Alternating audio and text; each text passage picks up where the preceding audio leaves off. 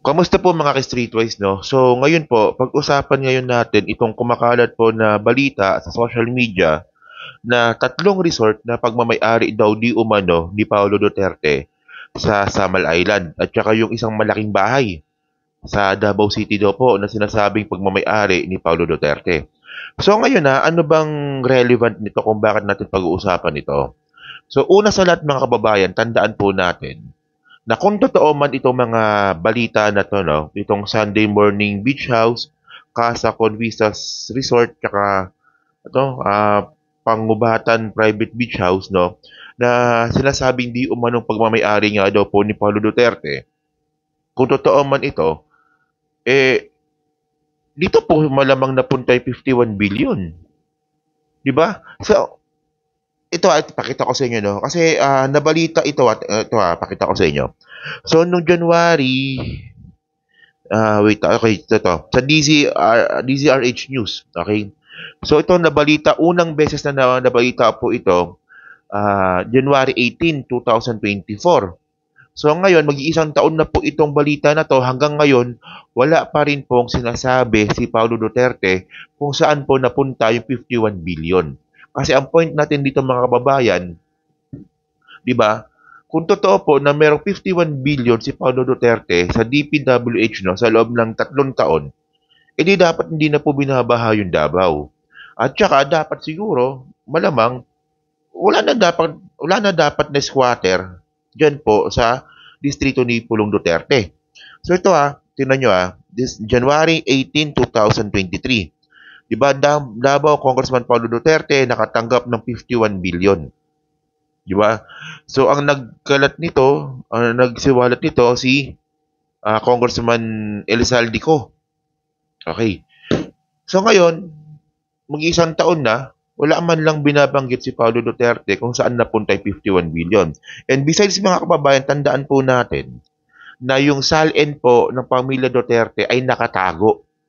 Ang huling beses po nilang nagbigay ng SALN, 2017. Di ba? So, ito pakita ko sa inyo, no? So, ito po, no, galing po itong Rappler through PCIJ, no? So, sabi dito, Duterte SALN still secret 7 months after deadline. So, 2018 ito. So, 2018, 19, 20, 21, 22, 23, 24.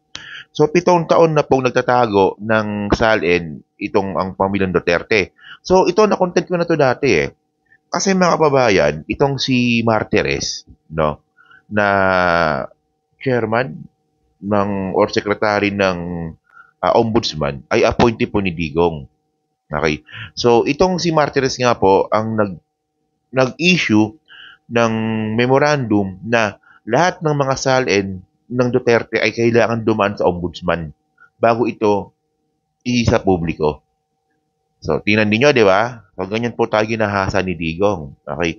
So, ngayon mga babayan, ito pakita ko to sa inyo okay, ito. So, ngayon, ito yung sinasabing allegedly na resort ni Pulong Duterte. Ito pakita ko sa inyo. So ito, video ito from sa Facebook ko nakita to Sige, panoorin niyo to. Alam niyo ba kung saan dinala ni Congressman Paolo Duterte ang 51 billion na pondo ng Davao City? Yan, so ito yung bahay. Papakita ko sa inyo mamaya itong bahay na to, no? Okay, so ito pa yung tatlo. Hanapin niyo ito sa Katalunan Grande, sa Samal Island na kung saan namangkyaw siya ng mga resorts. Not 1, not 2, but 3 resorts. Ngayon nagtataka kayo kung bakit binabaha ang Davao. Yung 51 billion, ginawa mo tong low-cost housing units. Makakapagpagawa ka ng 102,000 housing units Kaya ang tanong dito, saan mo nilagay?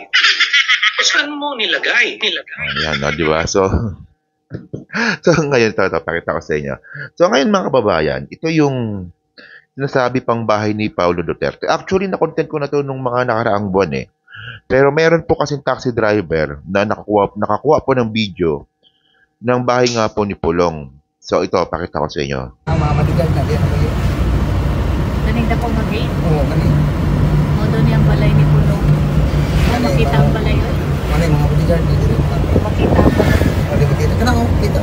kita nyo, di ba, mataas yung bakod, di ba? Ano ni siya ang Wala yung trans. wow. Napangit pero nagkakagit sa tinanong. Ayan, so ito yung mga lumalabas sa internet ngayon. So ngayon mga kababayan, no? Okay. So, kasi ito kasi is usap-usapan lang to sa social media. Okay.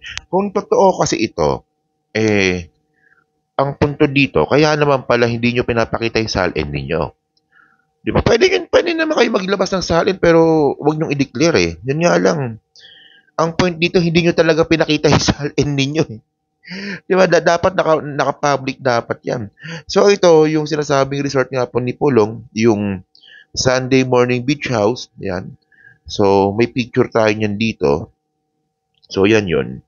Tapos yung Casas Con Vistas Resort, magkakatabi siya, no? So ayan. Tapos yung Pangubatan Private Beach House. Okay.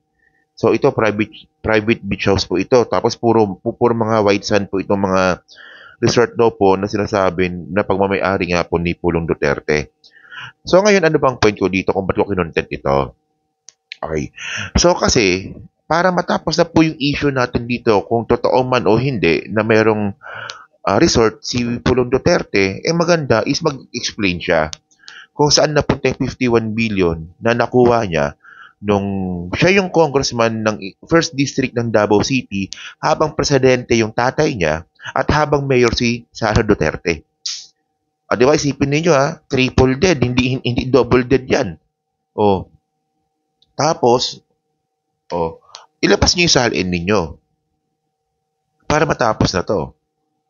Di ba? Kasi hanggat ganyan po yung ginagawa ng mga Duterte na meron silang tinatago, hindi po talaga may iwasan na mag-isip po ang taong bayan kung saan napunta yung 51 billion.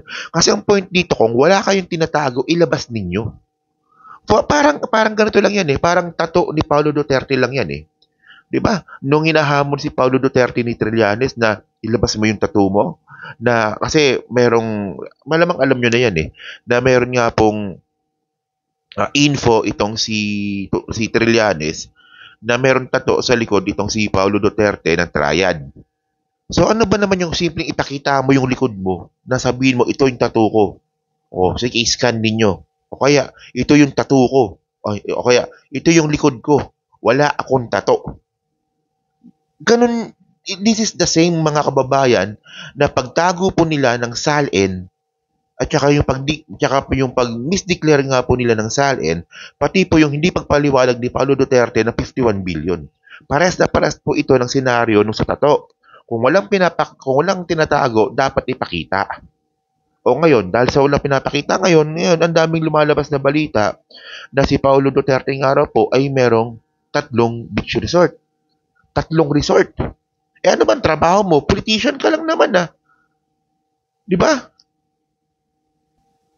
Kasi mga ka-streetwise, meron po kasi tayong tinatawag na Simple Living Act.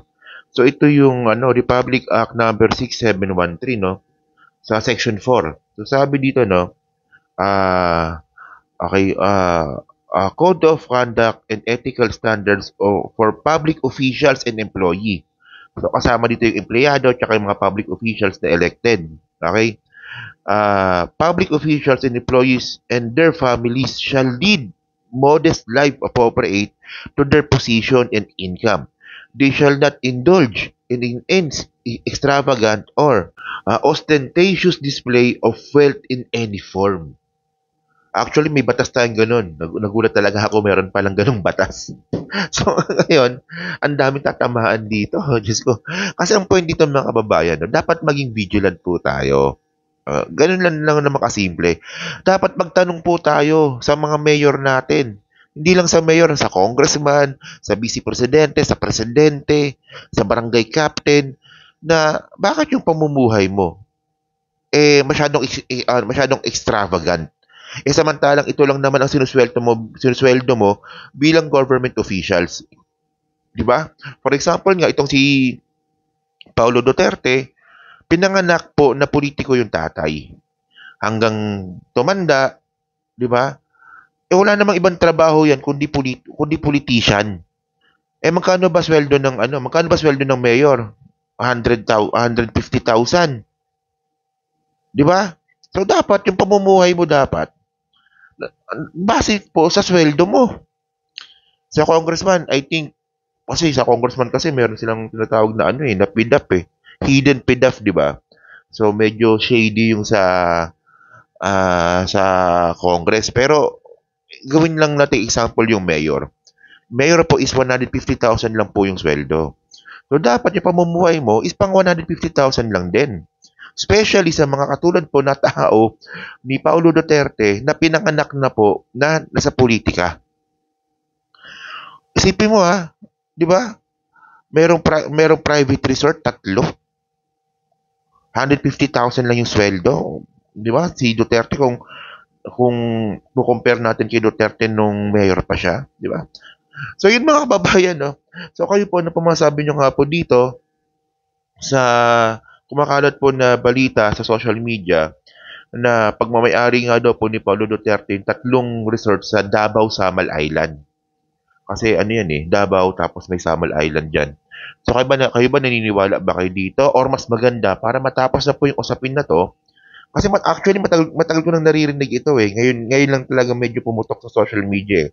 So para mas maganda po no, agree ba kayo na kailangan nang talagang ilabas ng mga pamilya Duterte ang kanilang salin at magpaliwanag tungkol po sa 51 billion nga po na natanggap ni Pulong? Kasi kung wala pong ganyang mangyayari, mas lalong mag-speculate po ng hindi maganda yung taong bayan regarding po dito sa mga tagong ari-arian at yaman ng pamilya Duterte. 'Di ba? Napaka-basic lang nun. Basic na nga lang hindi natin magawa, 'di ba?